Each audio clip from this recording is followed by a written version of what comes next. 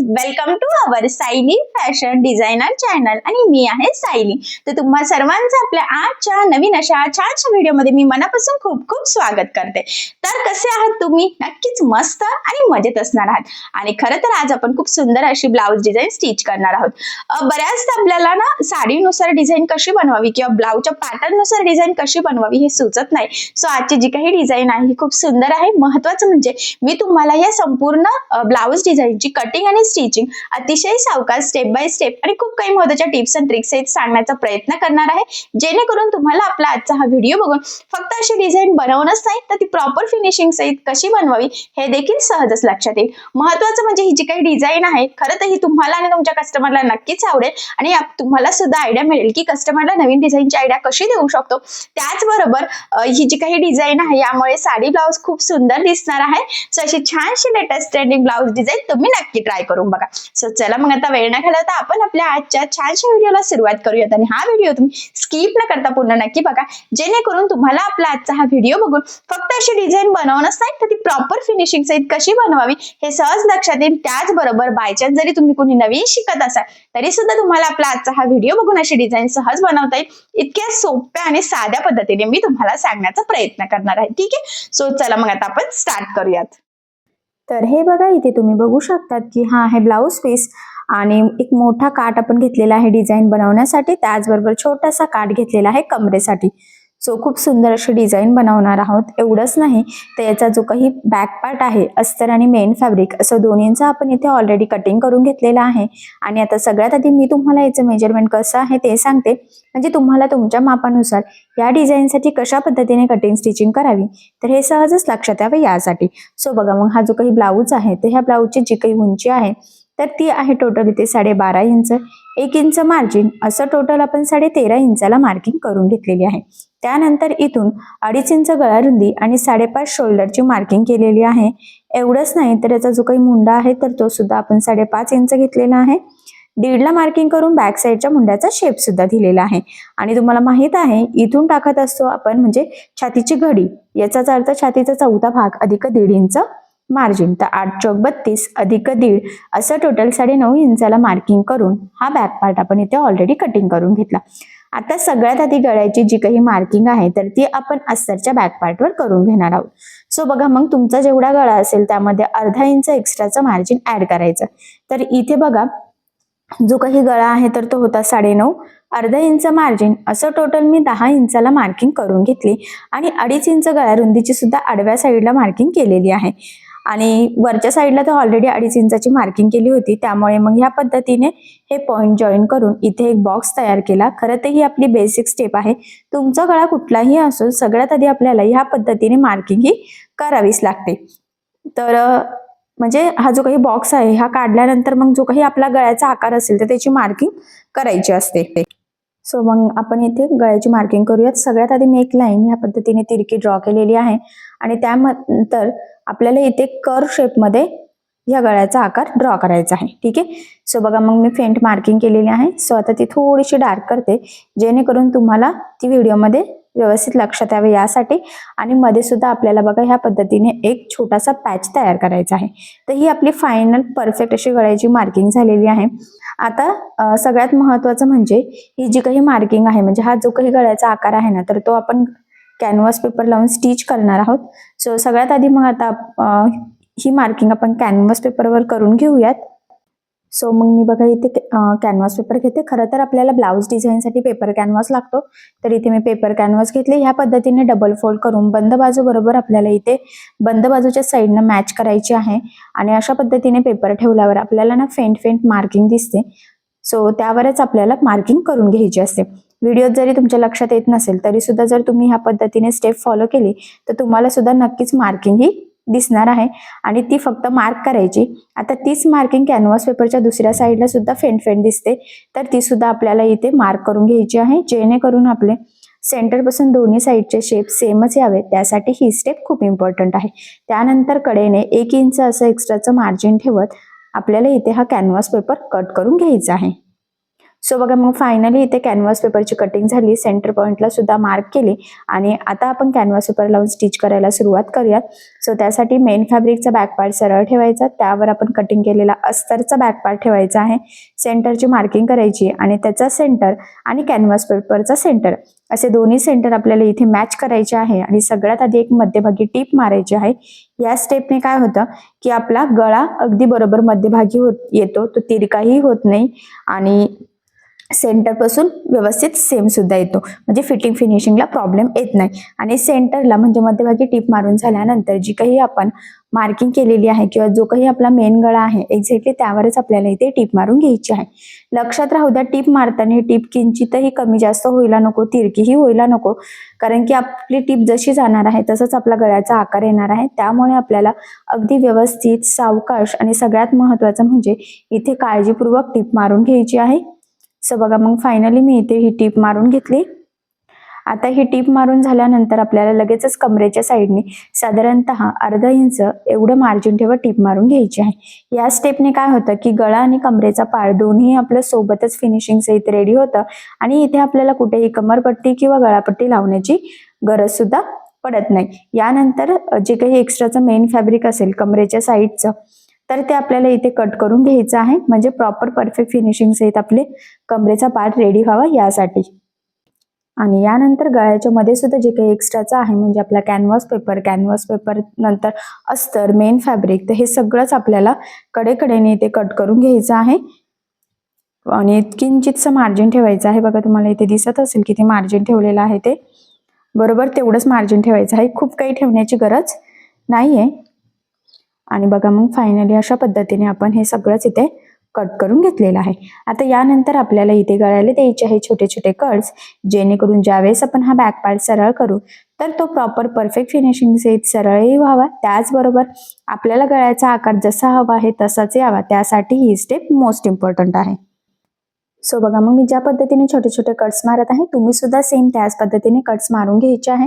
त्याचबरोबर गळ्याचा आकार मध्ये खूप सारे कानाकोपरे येत आहेत, गोलाकार शेप येत आहे, त्यामुळे ते व्यवस्थित फोल्ड व्हावा याची काळजी घेत आपल्याला अगदी व्यवस्थित कट्स मारावा लागणार आहे. फक्त कट्स मारताना ब्लाऊजला एक्स्ट्राचा कट जाणार नाही याची आपल्याला काळजी घ्यायची. कट्स मारून झाल्यानंतर या पद्धतीने आपण हा बॅक पार्ट इथे सरळ करून घेऊयात.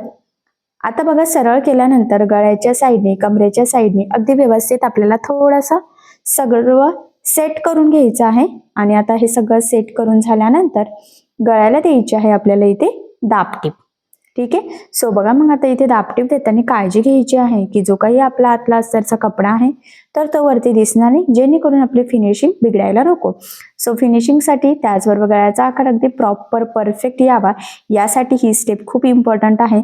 आणि गळ्याचा आकार सुद्धा आपला हात जरासा थोडा वेगळा आहे, कानेकोपरे जास्त आहे, त्यामुळे अगदी व्यवस्थित काळजीपूर्वक आपल्याला इथे ही दाबटीप देऊन घ्यायची आहे, कारण की मी म्हटल्याप्रमाणे दाबटीपवर आता सगळं गळ्याचं लुक डिपेंड आहे. सो बघा मग मी इथे अगदी सावकाशपणेच दाबटीप देऊन घेत आहे. बऱ्याचशा कमेंट्स येतात की दाबटीप म्हणजे काय, तर दाबटीप म्हणजे जी आपण अगदी कडेने देतो फिनिशिंगसाठी त्याला आपण दाबटीप म्हणत असतो. सो बघा मग फायनली परफेक्ट अशी दाबटीप देऊन झाली. त्यानंतर लगेचच आपण इथे कमरेच्या साईडला सुद्धा दाबटीप देऊन घेऊयात. आणि इथे सुद्धा अस्तरचा आतला कपडा वरती दिसता कामा नये याची काळजी घेताच आपल्याला इथे दाबटीप देऊन घ्यायची आहे. आणि खरं तर इथे तुमच्या लक्षात येईल की बघा फिनिशिंग किती मस्त अशी आलेली आहे, म्हणजे गळ्याची सुद्धा आणि कमरेच्या साईडची सुद्धा. आणि एवढंही लक्षात येईल की गळा आणि कमरेचा पार्ट सोबतच रेडी झाला. So perfect back part ready करण्याची ही अगदी सोपी पद्धत आहे. त्यानंतर ह्या पद्धतीने अस्तर आणि मेन फॅब्रिक आपल्याला एकमेकाला जोडून घ्यायचं आहे. जोडताना जेवढं शक्य आहे तेवढं कमीत कमी मार्जिन पकडायचं. त्याचबरोबर जोडताना कुठे गोळा होणार नाही, तिरकं जाणार नाही, तर या छोट्या मोठ्या गोष्टींची सुद्धा काळजी घ्यायची आहे.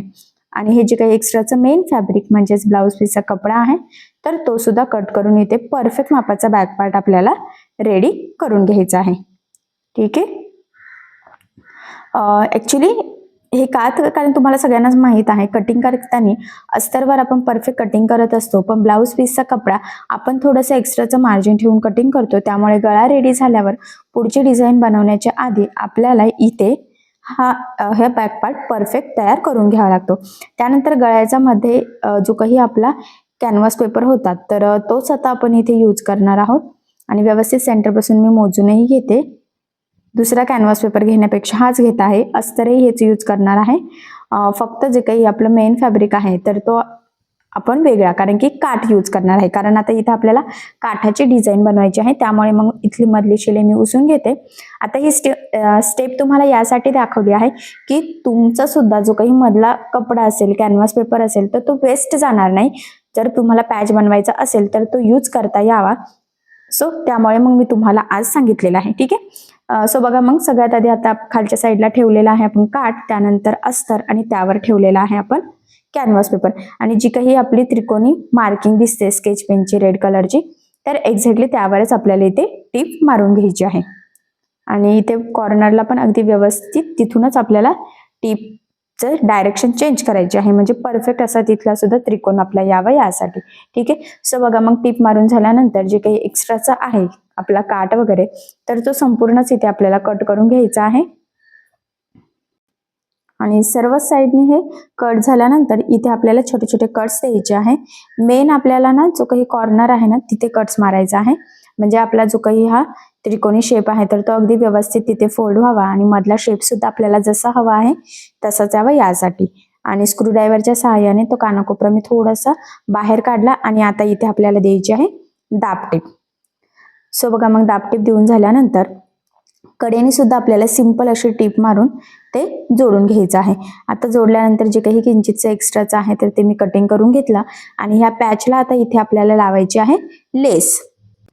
तर इथे तुम्ही तुमच्या आवडीनुसार कुठलीही लेस यूज करू शकतात. बट ब्लाऊज पीसचं आहे, म्हणजे ब्लाऊज तर तो रेड कलरचा आहे, त्यामुळे मग मी इथे रेड कलरची लेस घेतलेली आहे. आणि बरोबर फक्त ते वरचा जो काही शेप येणार आहे ना तिथेच आपल्याला ही लेस लावायची आहे. आणि जो काही कोपरा आहे जिथून टर्न होतोय तिथे तर व्यवस्थित फोल्ड केलेली आहे लेस आणि मगच ती लावून घ्यायची. आता ह्या लेसला मी दुसऱ्या साईडने सुद्धा टीप देऊन घेतलेली आहे. तर त्याचं म्हणजे का डबल टीप द्यायची दोन्ही साईडने तर हे मी तुम्हाला पुढे सांगेल. आता ह्या पॅचला मी सेंटर पॉईंटला एक मार्किंग करून घेतली, म्हणजे तो आपल्याला बरोबर मध्यभागी लावता यावा यासाठी. त्यानंतर गळ्याच्या मध्ये जो काही आपला कपडा होता तर तो इथे आपण घेतलेला आहे. आपल्याला ना छोट्या छोट्या पट्ट्या इथे तयार करायच्या आहे. सो सगळ्यात आधी सेंटर पासून मी कट केलं, त्यानंतर ह्या पद्धतीने ठेवायचं आहे आणि सिंपल अशी टीप मारून घ्यायची आहे. लक्षात राहू द्या, उलट ठेवून आपण टीप मारलेली आहे आणि आपण ही पट्टी नंतर सरळ करणार आहोत. टीप किती इंच मारायची तर हे तुमच्यावर डिपेंड आहे. तुम्हाला ही जी काही नॉट आपण बनवणार आहोत तर ती किती रुंदीची हवी आहे त्यावरती अवलंबून आहे. सो मी एक्स्ट्राचं इथे कट करून घेतलं आणि गळ्याची मधली पट्टी यूज केलेली आहे, म्हणजे ती वेस्टही जायला नको यासाठी. नाहीतर मग तुमच्याकडे कडेचा कुठलीही कपडा उरलेला असेल तर तो तुम्ही इथे यूज करू शकतात.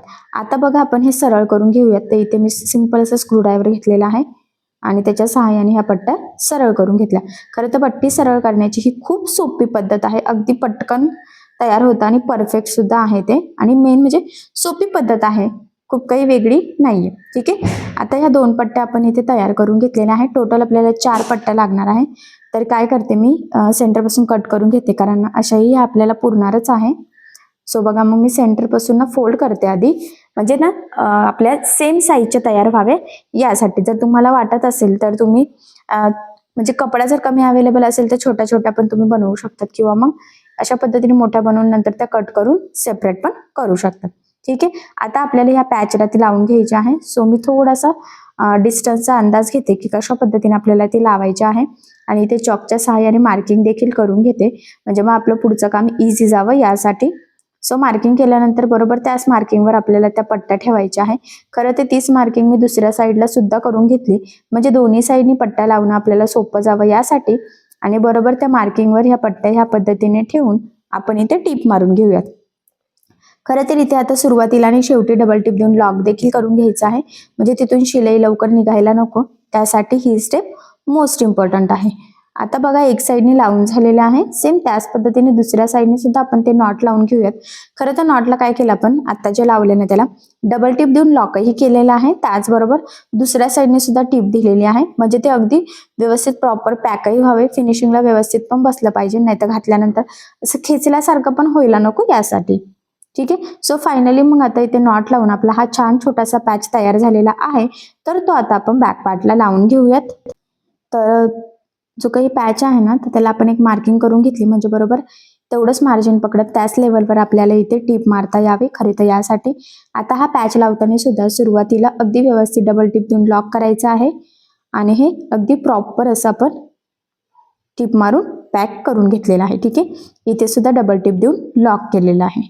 त्यानंतर आता त्या पट्ट्या आपल्याला बरोबर ना आतल्या साईडने तिथं सेट करायच्या आहे आणि मग वरच्या साईडने टीप देऊन घ्यायची आहे. खरं तर आपण थोड्याशा मोठ्याच पट्ट्या इथे तयार केलेल्या आहे, खूप काही परफेक्ट एकदम छोट्याशा असा केलेला नाहीये, म्हणजे मार्जिन व्यवस्थित राहावं खरं तर यासाठी.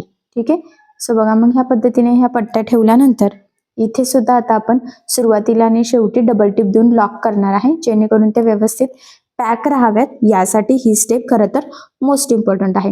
सो इथे सुद्धा मी किंचितशी मार्किंग करून घेतलेली आहे, म्हणजे ना टीप मारताना ते थोडं जरी वर खाली गेलं ना तरी सुद्धा आपल्याला लगेच डिझाईनचं लुक बिघडू शकतं, फिनिशिंग बिघडू शकते, डिझाईन आपल्याला जशी हवी आहे तशी येणार नाही. त्यामुळे अगदी व्यवस्थित सावकाश आणि ह्या स्टेप्स ज्या आहेत तर त्या फॉलो करायच्या आहेत. ज्या पद्धतीने मी चेकिंग करते, ज्या पद्धतीने आधी नॉट ठेवते, मार्किंग करून घेते, म्हणजे काय होईल की शिवताना सुद्धा ते हलणार नाही आणि कुठे टीप आली पाहिजे याचा सुद्धा तुम्हाला थोडासा अंदाज यावा यासाठी. सो फायनली परफेक्ट असा आपला मधला पॅच नॉट लावून झाले. त्यानंतर गळ्याला आता एक लेस यूज करायची आहे, तर सिंपल अशी गोल्डन लेस घेतलेली आहे. तुम्ही इथे तुमच्या आवडीनुसार कुठलीही लेस घेऊ शकतात. आता लेस लावताना ती अगदी व्यवस्थित प्रॉपर काळजीपूर्वक लावायची आहे. त्याचबरोबर कॉर्नरवरती अगदी व्यवस्थित फोल्ड करायची आहे. ऍक्च्युली बऱ्याचदा काय होतं की लेस व्यवस्थित तुम्हाला लावताच येत नाही आणि गळ्याचा आकार ना असा खूप छान दिसतो, पण लेस चुकीची लागल्या गेल्यामुळे गळ्याचा आकार बिघडतो, फिनिशिंग बिघडते. सो तसं होऊ देऊ नका. अगदी व्यवस्थित आणि काळजीपूर्वक तुम्हाला इथे लेस लावून घ्यायची आहे, कारण लेस जर बिघडली तर मग काहीच उपयोग नाहीये. आणि बऱ्याचदा असंही असतं की सुंदर अशी लेस लावल्यामुळे डिझाईन अजून उठून दिसते, त्यामुळे मग लेस लावताना 5 मिनिट एक्स्ट्रा गेले तरी सुद्धा चालेल, पण लेस लावतानाच्या ज्या काही छोट्या मोठ्या टिप्स आहेत तर त्या तुम्ही आवर्जून फॉलो करायच्या आहेत.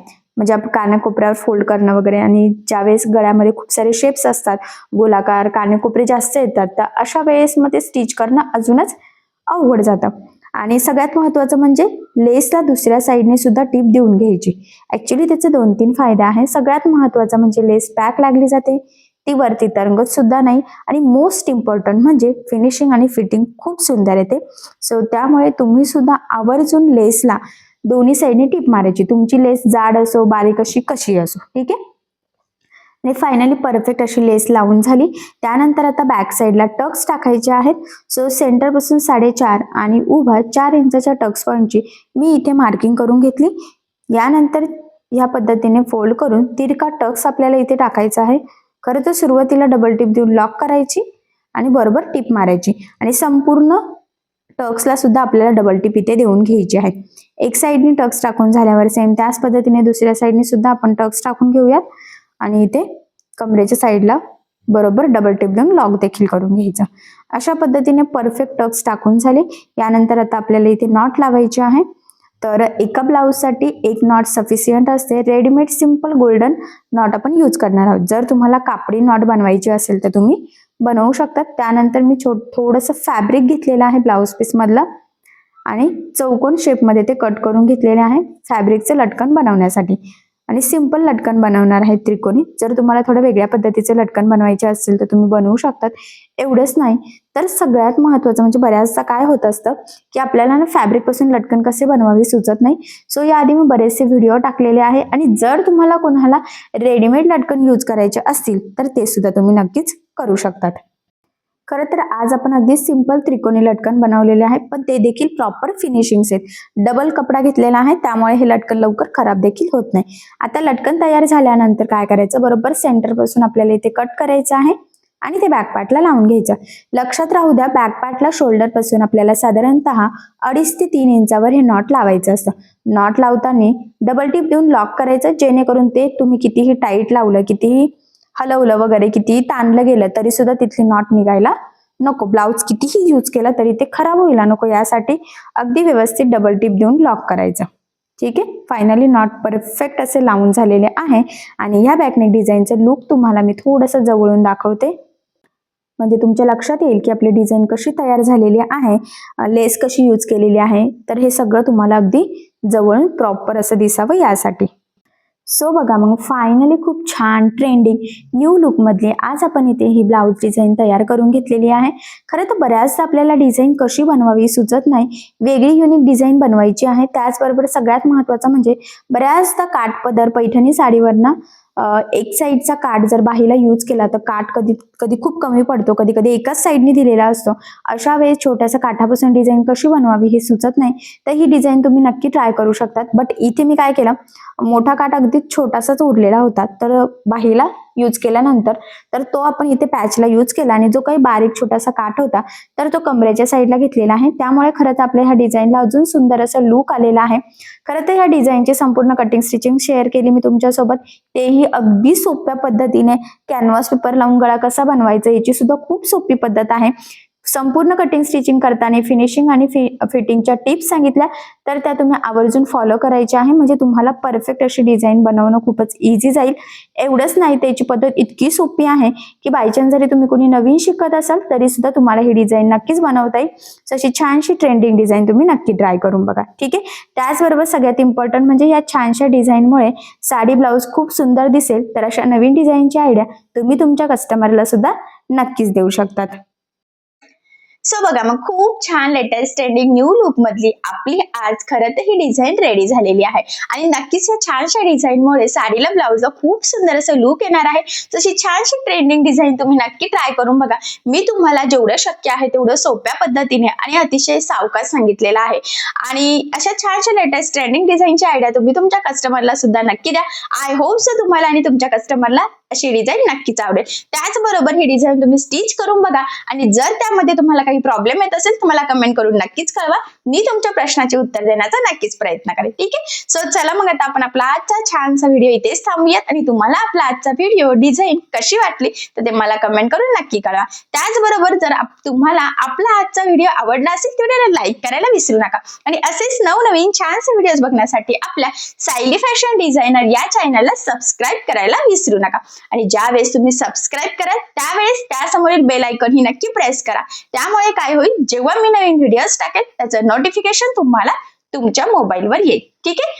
सो चला मग भेटूया पुन्हा नवीन अशा छानशा व्हिडिओमध्ये. तोपर्यंत टेक केअर, काळजी घ्या आणि आपला आजचा व्हिडिओ शेवटपर्यंत पूर्ण बघितल्याबद्दल thank you so much. Bye bye.